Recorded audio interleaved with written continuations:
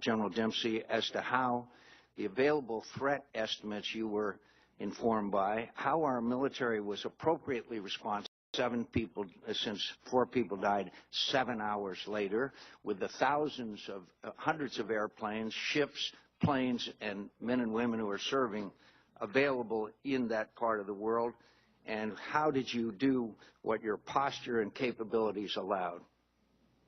Thank you, Senator. Let me begin by saying I stand by my testimony, your dispute of it notwithstanding. But I would like to say that perhaps you can give me some facts that would Sure, substantiate it. I will, Senator. We base our response on the combined effects of what we get from the intelligence community, and that's the network of intel agencies, as well, importantly, based on what we get from the State Department and the Chief of Mission and Chief of Station in the country.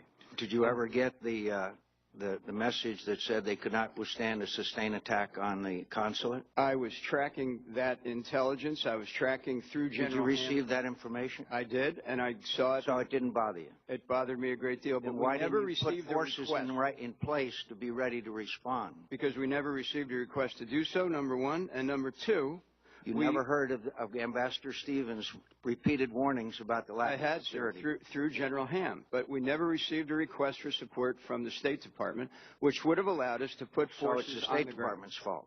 I'm not blaming the State Department. I'm sure they had their own assessment. Who would you blame? Sorry, sir? Who is responsible then? It was clear that an assessment was made that they could not withstand a sustained attack on the consulate, with it being September 11th and many other indications that are on that board over there, right, of various attacks that have already taken place. Mm-hmm. I stand by the report of the Accountability Review Board, but I would also say, Senator, I was also concerned at that time with Sana'a in Yemen, Khartoum, Islamabad, Peshawar, Kabul, Baghdad. We had some pretty significant intel threat streams against